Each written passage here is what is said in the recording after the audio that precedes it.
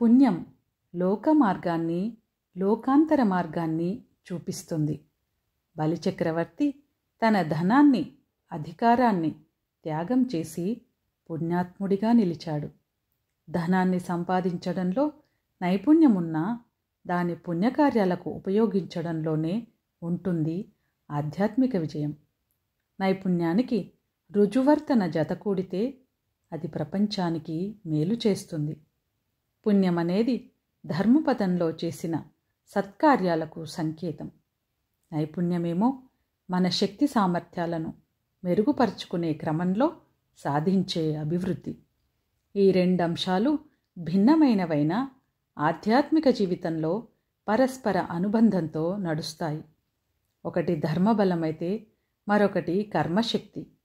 ఇవి రెండూ కలిసినప్పుడే జీవిత మార్గంలో పరిపూర్ణత సిద్ధిస్తుంది. భగవద్గీతలో శ్రీకృష్ణ పరమాత్మ చేసే కార్యంలో నైపుణ్యమే యోగం అంటాడు. ఇది నైపుణ్యాన్ని ధర్మపథంలో వాడటం అనే అర్థాన్ని ఇస్తుంది. పుణ్యం మనసును పవిత్రం చేస్తే నైపుణ్యం చేతుల్ని శక్తిమంతం చేస్తుంది. పుణ్యంతో ఉన్న దిశ, నైపుణ్యంతో ఉన్న దృష్టి రెండూ కలిసినప్పుడే జీవితం ఆధ్యాత్మిక గమ్యాన్ని చేరుతుంది. ఈ రెండు లక్షణాల సమన్వయం యోగ్యుణ్ణి తయారు చేస్తుంది. మన ప్రవర్తన, నైపుణ్యం, ధర్మం కలిసినప్పుడే పరమార్థాన్ని సాధించగలం. మహాభారతంలో ధర్మరాజు ధర్మబద్ధంగా రాజ్యాన్ని పరిపాలించాడు.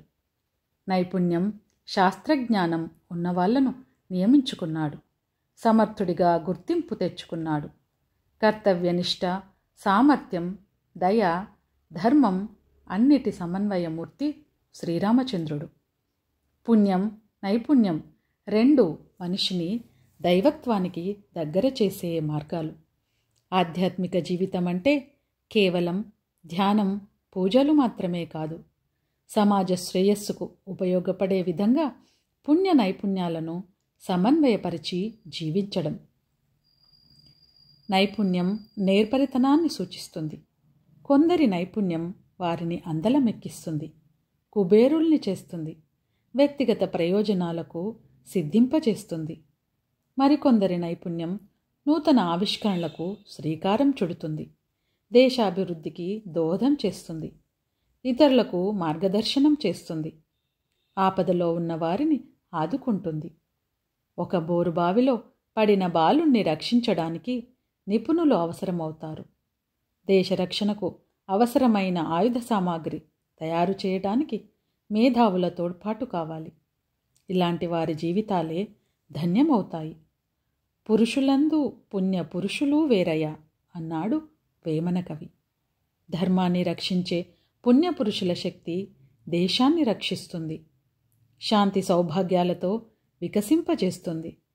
పుణ్యపురుషులకు నైపుణ్యం తోడైతేనే లోక కళ్యాణం సాధ్యమవుతుంది.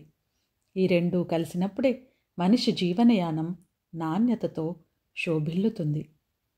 పుణ్యంతో నైతికత, కరుణ, సేవాభావం పెరుగుతాయి.